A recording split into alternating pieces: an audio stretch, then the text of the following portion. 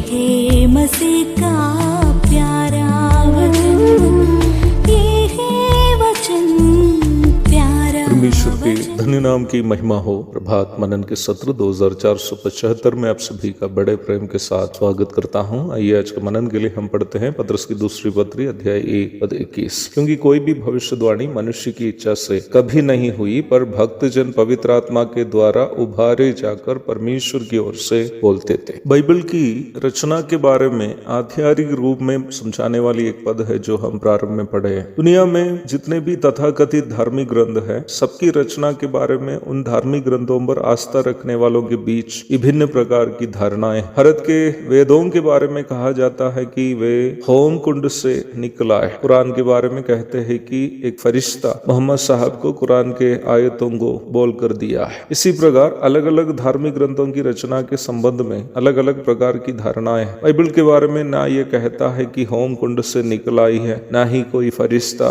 या स्वर्गदूत किसी को बोलकर इन वचनों को लिखवाया है। प्रेरित पौलुस गलातियों को पत्री लिखते वक्त ये चेतावनी दी है कि परंतु यदि हम या स्वर्ग से कोई दूत भी अर्थात फरिश्ता भी उस सुसमाचार को छोड़ जो हमने तुमको सुनाया है, कोई और सुसमाचार तुम्हें सुनाए तो शापित हो। गलाती 1:8। परमेश्वर का आत्मा प्रेरित पौलुस को यह जानकारी पहले से दी थी कि बाइबल की रचना के बाद उसका नकल करते हुए कोई दूसरा सुसमाचार लेकर कोई अन्य व्यक्ति शैतान के दूत से प्रेरित होकर लिख सकता है। प्रेरितों के काम अध्याय 20 की 29 और 30। प्रेरित पतरस यह बात स्पष्ट कर रहा है कि पवित्र शास्त्र बाइबल की रचना इस प्रकार भी नहीं हुई थी कि कोई स्वर्गदूत किसी को बोल दिया। बाइबल की रचना के बारे में पतरस यह कहता है कि परमेश्वर के पवित्र आत्मा से उभारे जाकर भक्तगण परमेश्वर की ओर से बोलते थे। Man moved by the Holi spirit spoke from God. इसी बात को पौलुस तीमुथियुस की दूसरी पत्री 3 अध्याय की 16वीं पद में इस प्रकार समझाता है कि संपूर्ण पवित्र शास्त्र परमेश्वर की प्रेरणा से रचा गया। यह पौलुस परमेश्वर की प्रेरणा करके उसी कार्य को ही कहता है जिसे पतरस ने पवित्र आत्मा से उभारा जाना करके समझाया है। Inspiration by God in 2 Timothy 3:16 and moving by the Holy Spirit in 2 Peter 2:21 are the same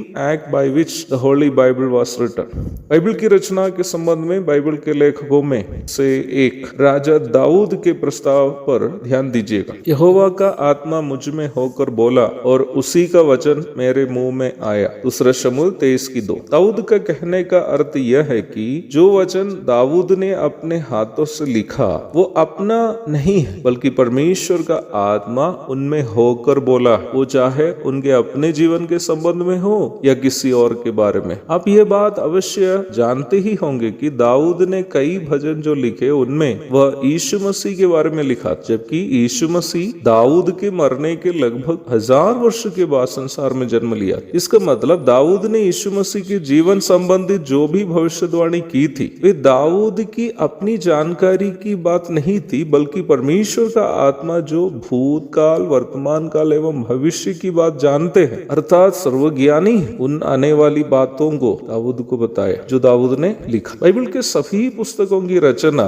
उसके लेखक इसी प्रकार ही की। बाइबल की पुस्तकों की रचना करते समय लेखक कभी भी कोई बेहोशी हाल में या अपने आप को भूले हुए अवस्था में नहीं रहता था, तो भी वह जो लिखता है वो वही रहता है जो पवित्र आत्मा उनको लिखने के लिए प्रेरित करता है। वचन को लिखने में लेखकों पर पवित्र आत्मा की प्रेरणा पर प्रभु यीशु मसीह भी यूहन्ना 14:26 में टिप्पणी करते हुए आप पढ़ सकते हैं। 2 कुरिन्थी 2:12 एवं 13वीं पदों में प्रेरित पौलुस भी जो बाइबल के लगभग 14 पुस्तकों का लेखक है, ये प्रमाण देता है कि उन्होंने मानुषिक ज्ञान से अपने ग्रंथों की रचना नहीं की है। आप ये बात अवश्य जानते ही होंगे कि प्रेरित पौलुस यहूदी, यूनानी एवं रोमी सभ्यताओं पर अत्यधिक ज्ञानी था, तो भी आप देख सकते हैं कि वह उन दिनों में प्रचलित ज्ञान को अपनी पत्रियों में नहीं लिखा, उससे बिल्कुल हटकर परमेश्वर का ज्ञान को अपनी पत्रियों के द्वारा साझा किया। बाइबल की रचना के बारे में यह जानकारी हर विश्वासी को अवश्य होनी चाहिए। एक और शुभ दिन की धन्य कामनाओं के साथ आज का मनन में यहाँ समाप्त करता हूँ। प्रभु आप सबको आशीष दे।